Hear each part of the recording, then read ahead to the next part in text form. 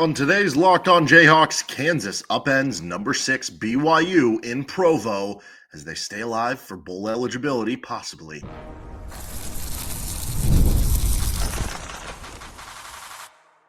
You are Locked On Jayhawks, your daily podcast on the Kansas Jayhawks. Part of the Locked On Podcast Network, your team every day. I'm Derek Johnson. You can find me on Twitter at DJohnsonRadio, on Blue Sky at Derek Johnson, and this is Locked On Jayhawks. Thanks for making it your first listen every day. Thank you to the everydayers tuning in to each and every episode. We are free and available wherever you get your podcasts, and you can find us on our YouTube page where you can like and subscribe to the show. On today's edition of Locked On Jayhawks, we are recapping Kansas's win over number 6 BYU. Big-time victory for the Jayhawks in Provo, an exciting one. And we'll get into what happened in the game, what it means, goats of the game, good and bad for KU, and what is next for the Jayhawks. Today's episode of the show is brought to you by FanDuel Sportsbook. New customers can place a $5 bet, and you'll get started with $150 in bonus bets if you win your first $5 bet. Just visit FanDuel.com to get started today. Kansas 17, BYU 13. The Jayhawks hold off BYU at the end, back in their own end zone. And what a gritty, grinded-out win for Kansas. I mean, 17-13, I don't know that I was expecting the highest scoring game in the world. I think the over-under was in like the mid to low 50s. But I definitely thought the recipe, the map for KU winning this game, you probably saw both teams like in the 20s or something like that. It obviously ended up being a low possession game. Both teams had some long drives. BYU had that like 17-play drive in the third quarter.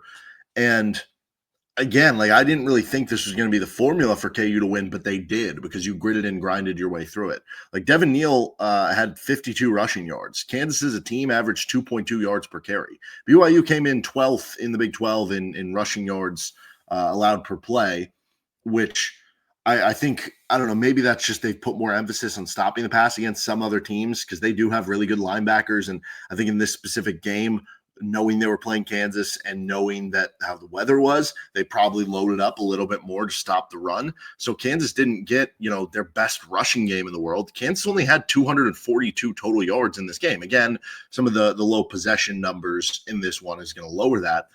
We also had a turnover as an offense. The grass was just so wet because it snowed earlier that day that I think it was advantage for the defense on both sides of the ball because I don't think the offensive players could cut as well. And so it was more straight lines for the defense to kind of run at them and make the tackle. And so Kansas won that game with really a great first drive, a good break that they took advantage of on the punt.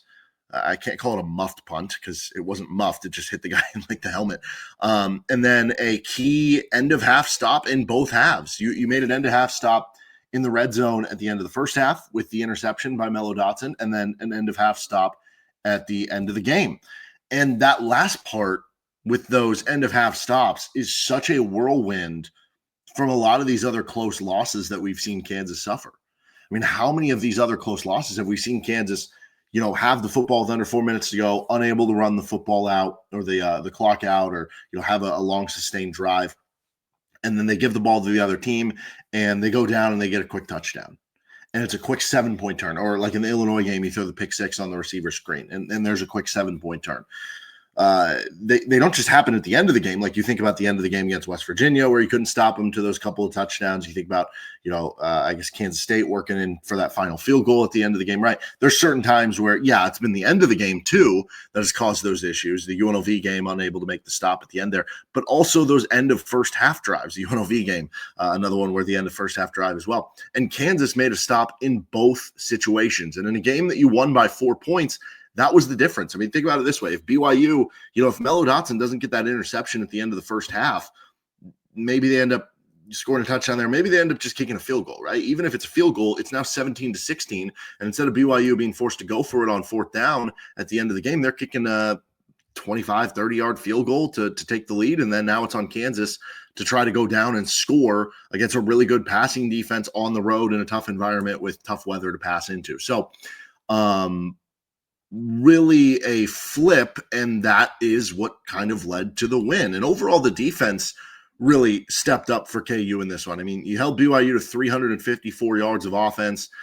Kansas got that huge end of first half turnover that we talked about. You made the stop at the end of the game. Your offense had a couple drives in the fourth quarter after taking the lead where you could have put the game away with a touchdown, or you could have, at least got a field goal to get a little bit more cushion, or gotten another first down or two to help run the clock a little bit more. And they were unable to do so. And, give credit to the offense that in a game like this, I know there was the one turnover, the one interception, but in a game like this, sometimes it's just playing game manager and letting your defense win the game. And the defense stepped up and did just that. And it kind of just felt like, after all the bad breaks that maybe you've suffered late in games this season, like some of it has been self-inflicted, I guess you could say, but there have also been some bad breaks that have gone against KU. In general, that's how you lose as many straight one-score games. They had lost 7 straight one-score games before this one, and they won a one-score game against a team who was, 5-0 this year in one-score games. You finally got some things to swing your way and took advantage. Now, there were actually still some things that didn't go your way. There were a couple spottages of the ball that didn't go your way. There was the one pass on I think it was the first play of the final drive for the BYU offense where they throw it over the middle, and it looked like 2 KU players were converging on it, that maybe they would get an interception, at the very least be incomplete, and it tips off, I think, Cornell Wheeler's hands, and it gets caught for a first down. And that was something that didn't go your way. There was a tipped ball that Mello Dotson it would have been a tough interception because he was diving forward, but one that, very easily could have been an interception. The fact that that was not an interception, maybe a little bit of a break for them. So there were still some breaks that didn't go your way, but even then there were some obviously big ones. And the biggest break of the game was the pooch punt from Jalon Daniels that hit off the defender's helmet. And then the other BYU player tries to jump on it. Can't. It squirts forward more, giving KU actually even better field position. And then they pick it up from there. So it just felt like some of those bad breaks or that have been happening late in games, finally you got a few to swing your way and you took advantage. That's part of it too. You can get as many breaks in the world as you want. If you don't take advantage, it does not matter. And give credit to KU because when they did get the breaks, they were ready for it and they took advantage. Obviously, the pooch punt by Jalon, also the BYU, they overshot an open deep ball to receiver a couple times. So you took advantage, and that's what good teams do. And obviously, the win itself is incredible. You go on the road in one of the toughest places to play in the Big 12. I don't know, maybe even the country. I mean, they sell that place out all the time. It's a late night game when you're not used to that. It's in altitude. It was so loud that it caused KU some penalties. It caused Lance Leipold to not be able to get a timeout off on a play that led to a delay of game and backed you up. And maybe you end up getting a touchdown on that drive if you're able to get that timeout off, because you'd be at the 2-yard line as opposed to eventually getting backed up even more. So the home field environment was real for BYU, and shout out to them. I heard a lot of people who were, in attendance were really, I'm trying to think of the word here, I don't know, they were content with how respectful that the BYU student body and fans and everything were, and that it was a really cool environment to be in. So shout out to the BYU fans and everything like that. But I mean, this is an incredible win because for Kansas, for so long, post Mark Mangino, you couldn't win on the road, period. And now you're going on the road in the Lance Leipold era and beating the number 6 team in the country. It's incredible. You win in a way that you lost the previous 5 times this season and 7 straight one-score games. And you got a moment even where it felt like I don't know, certainly in the back of my mind on that last drive, I think everybody was kind of thinking similar things oh no, here we go again. It's happening again. And I think the moment for me where, oh no, it's happening again, was because it was similar to the West Virginia a little bit here. Obviously, West Virginia had to give up 2 touchdowns late. But after the first touchdown they got, you have the one drive where you're trying to get a first down, and you run that speed option to the short side of the field, and you don't get it, and then you end up punting the ball away. They go down, and they get a touchdown. That 3rd down and 2 call where they motion Devin Neal out to the left side, to where now you are taking your best offensive player away from the ball, to where they're saying, oh, great, we don't have to worry about it. Even if he just stays in as a running back and you have Jalon keep the ball, it keeps him as a decoy. But the fact that you motion him out on that play on a 3rd and 2, the defense now knows one of 2 things is happening. They're either throwing that swing route to Devin Neal, or they're having Jalon Daniels run that quarterback draw to the right, which they had already run once or twice before in the very game. So and it didn't work. At least one of the times they ran it like around the 10-yard line in the first half. And so that was one of those plays where it was like, oh no, it's happening again. They weren't able to seal it on offense. There was a questionable play call, maybe too predictable at the end of the game with the lead in the fourth quarter with some of your play calls, but they overcame it. They stayed resilient. Even after BYU drove down the field, they didn't let it bother them. They made the stop. And now you're sitting at a point with 4 wins. As I said last week, if this is the down year for Lance Leipold, you still have won more games than any post-Mark Mangino coach in a season. That's pretty cool. And I think Leipold deserves a lot of flowers for this. They could easily finish still 4-8, which still wouldn't feel great, right? There's 2 tough games, or 2 tough, one on the road, 1 at home, games remaining, 1 against a ranked opponent.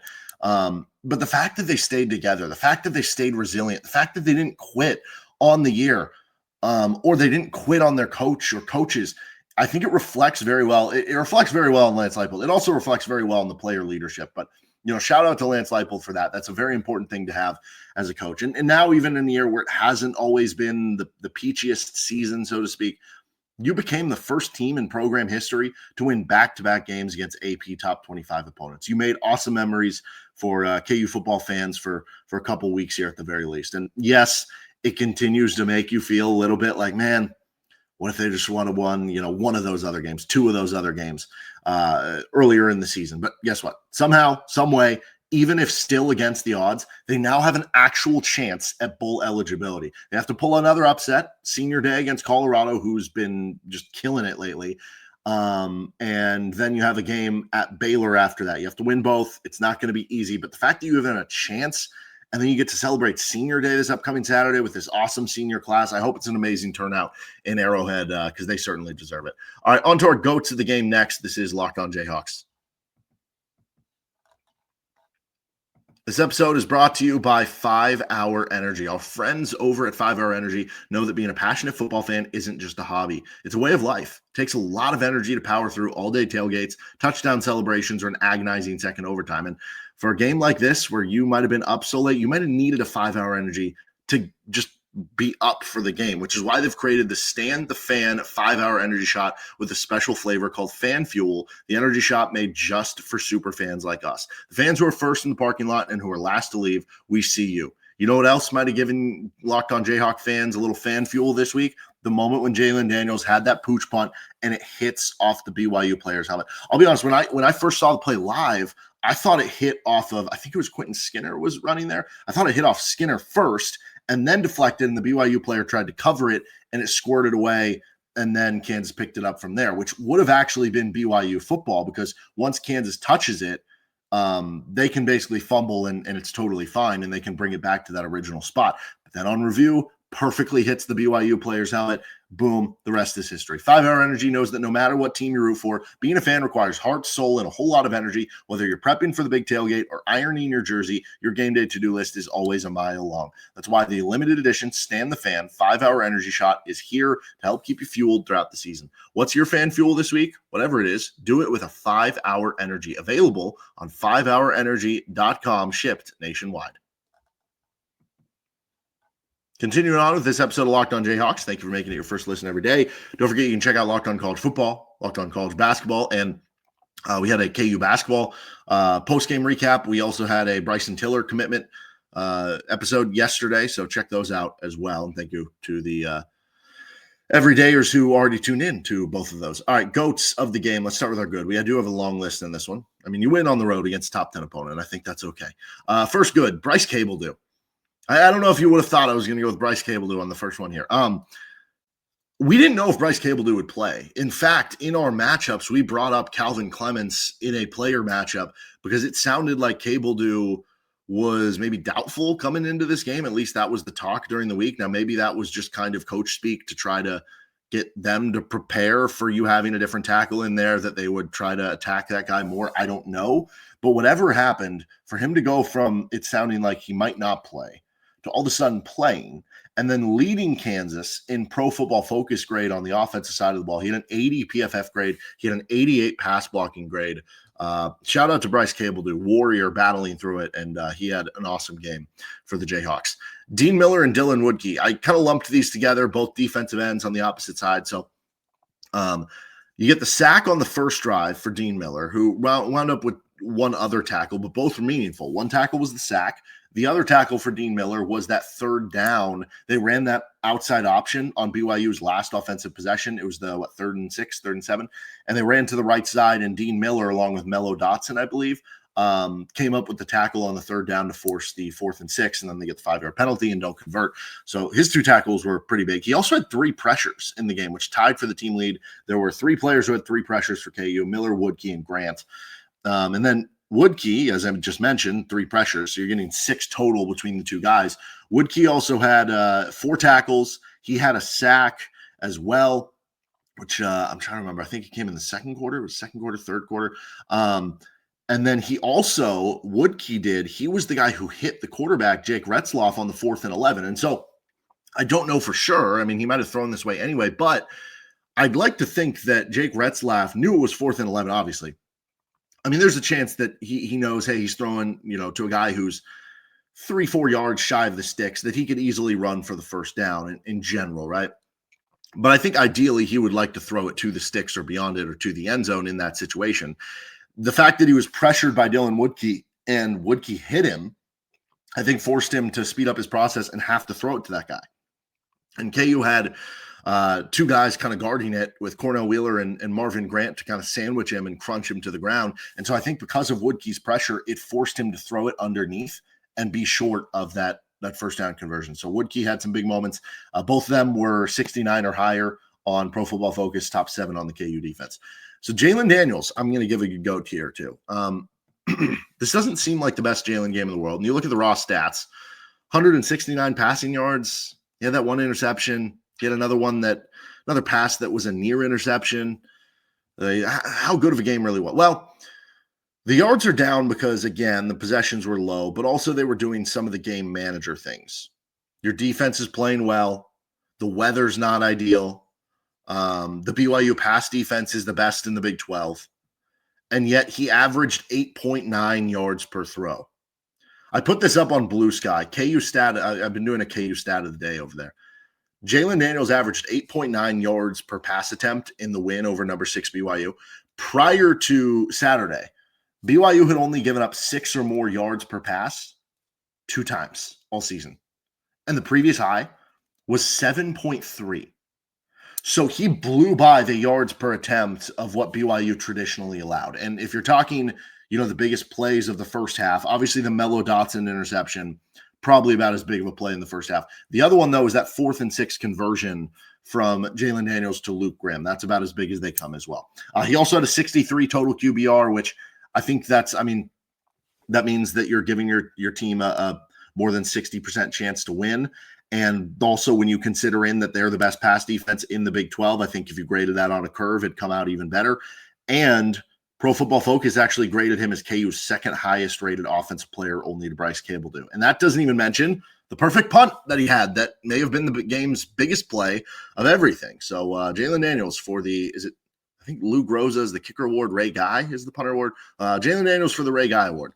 Okay, Marvin Grant gets a good goat here. 10 tackles. He was laying the lumber. He was out for blood the way he was hitting people in this one. I mean, you think of the one where he knocks it away from the receiver on the little crossing route that ends up incomplete. But he also had 3 pressures and a pass breakup in the game. So he was great on blitzes for KU in this one, getting to the quarterback, and he had the final tackle along with Cornell Wheeler. Marvin Grant was awesome for KU.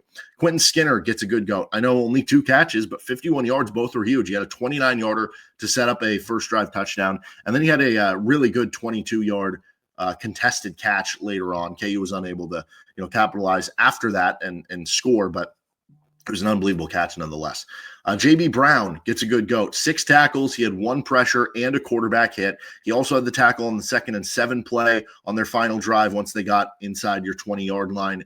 He was only targeted once in coverage, which in a game where BYU was attacking the middle relentlessly, and they even brought up on the broadcast that was something BYU wanted to do because you have these 2 stud corners on the outside, but teams feel like they can pass on KU's linebackers and safeties a little bit more. And Brown was only targeted 1 time and gave up 1 yard. yards. So in a game where they were trying to do that, they didn't really target JB Brown as much, and he had a big game for KU. Luke Grimm had 4 catches for 77 yards, had the big 4th down. He was KU's leading receiver in terms of receptions and yards. He gets a good GOAT as well. Mello and Kobe, same way that I grouped together Dean Miller and Dylan Wudke, I'm grouping together Mello Dotson and Kobe Bryant. BYU, like I said, didn't want to go outside very often, and that was a tip of the cap to what you have with Mello Dotson and Kobe Bryant. And some of the times that they did go outside, it didn't work. They were targeted 9 times between the two of them. They went 5 of 9 for 55 yards. So that's only, like 6 yards per attempt, which is a really low number. And you got an interception. I mean, that's a really good passer rating against.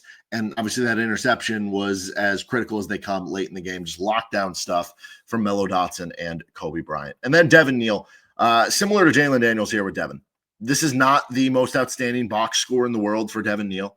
Not a huge stat line, 14 carries for 52 yards, 3.7 yards per carry, but he earned everything he got. BYU was keen on the run. They were trying to prevent it from happening. He was finding the hidden yards when he could. KU's line wasn't getting a huge push in this one, but he had both of KU's touchdowns, so that has to matter for something too. And I think he really, if you just put your, I don't know, like baseball has WAR, right? Wins above replacement, right? If you had like a replacement level player at running back, they might average 2 yards per carry in that game. So the fact that Devin Neal averaged 3.7, I think speaks well to what he did. As far as the bad goats here, I don't have as many. Obviously, he went on the road against top 10 opponent. I will say, we talk a lot about the game management stuff. It completely worked out because the biggest play of the game probably was that pooch punt off the BYU player. The fact that KU had to burn a timeout before punting the football in the 4th quarter of a game at the time that you were down and BYU almost scored at the end, you could have used that extra timeout. That wouldn't have been ideal if you didn't make that stop at the end of the game or have that muffed punt. But I'll follow that up. Quick compliment to the staff. I did love that they had Luke Grimm back in punt return. Cold weather game, prioritizing catching it in a game like that. So I thought that was good. Taiwan Berryhill gets I don't know. It's tough. He gave up the long wheel route touchdown to the running back. He was targeted 3 times, gave up 34 yards and a touchdown. And then although he actually had one of his better games in terms of like run defense, but KU didn't have a great run defense game overall. I think Cornell Wheeler missed 3 tackles. So you didn't get a lot from the linebackers outside of JB Brown. Maybe that's just what I'll put on here. And then the tight ends didn't really give you anything in the passing game. You did have the 1/3 and I think 8 conversion to Jared Casey. That was a good play for you, but you didn't really get much from in the passing game, which has been kind of a theme this year. You'd like to see more ideally, but all of them like graded poorly in blocking on Pro Football Focus and pass blocking or run blocking. All right, let's continue on what's next for KU football. This episode of the show is brought to you by FanDuel. Get ready to tackle the NFL action with FanDuel, America's #1 sportsbook. Because right now, new customers can bet $5 and get $150 in bonus bets if you win. The FanDuel Sportsbook app gives you everything you need to place live bets on the NFL all in one place. So when you get a hunch in the middle of the game, you can check out the latest stats, view live play-by-play, and so much more on the same page where you place your bets. Just visit FanDuel.com to join today. You'll get started with $150 in bonus bets if you win your first $5 bet. That's FanDuel.com. Never waste a hunch and make every moment more with FanDuel, an official sportsbook partner of the NFL and the Locked On Podcast Network. Our episode is also brought to you by Game Time, which is a new feature called Game Time Picks that makes getting tickets to see your favorite teams play live even easier. Game Time Picks filters out the fluff to show you only incredible deals on great seats so you don't have to waste time searching through thousands of tickets. Game Time Picks has their curation of all the different sports, concerts, comedy, theater, and more of what some of the best seats are out there, and you can toggle the all-in pricing feature, which shows the total up front, so you're not going to get any surprise fees at checkout. You can take the guesswork out of buying tickets with Game Time Picks. Download the Game Time app, create an account, and use code LOCKEDONCollege for $20 off your first purchase. Terms apply. Again, create an account and redeem code LOCKEDONCollege, LOCKEDONCOLLEGE for $20 off. Download Game Time today. What time is it? Game time. All right, thanks for bearing with us. Bit of a longer episode today, and sorry this didn't come out the night of. I hit 104 on my fever at one point last night. Fell asleep, watched the fourth quarter live after waking up, rewatched the full game this morning. So apologies again that took a little longer than you would have liked, but we're powering through, and I appreciate you sticking with us, and thank you for tuning in as always to Locked On Jayhawks. All right, what's next for KU football? So they're back at home this Saturday against Colorado on senior day, and that's going to be I'll be really interested to see. I think this will be the best crowd of any game, and I don't just mean that from the KU attendance. I mean that from overall attendance. It's a 2:30 game, which I feel like that's, the most ideal for people getting out there. Obviously, 11 a.m. maybe a little bit tougher for people coming from Lawrence or Topeka potentially to get out there for that. So 2:30, that's good. Colorado, really good opponent. Colorado will probably bring a good amount of fans in attendance because, this is their first time playing against Kansas since rejoining the Big 12. So and it's close enough that they'll probably have some people out there. And then also Kansas coming off the back-to-back top 25 wins, having a little bit of momentum, and it's senior day, so you're going to have extra families in attendance. And it's a big senior class, and I think they've done so much that people respect what they have done for this program that I think it'll be an awesome filled out. It wouldn't surprise me if we get 50,000 for this one, which would certainly be pretty cool for this one. And then after that, it is at Baylor. I still don't know what APR numbers are for KU. So if you go 5-7, you have a chance at making a bowl game, but it goes down to APR graduation rates. So for Kansas, obviously the most ideal thing in the world would be winning your final 2 games and being bowl eligible. But if at the very least you can win one of the next 2, then you at least have a chance based on that. Again, I don't know where KU ranks in that. Do they have good APR grades? Do they have bad? I don't know. Maybe that's something that we'll try to do a little bit of digging on as we get closer. But just win the games, take care of business, and then you don't have to worry about it. So we'll preview that game coming up later this week with KU Colorado. Certainly going to be tough because Colorado will throw it around the field, and we saw KU really struggle with a team who did that with TCU. So that's going to be interesting. But also, Kobe Bryant, Mello Dotson versus Travis Hunter. I mean, that itself is a show for this one between the 2 teams. All right, that'll do it for this episode of Locked On Jayhawks. You can find our show anywhere you get your podcast, including on our YouTube page. We'll see you next time. We'll have a KU North Carolina Wilmington preview on Tuesday. That on your next Locked On Jayhawks. See you then.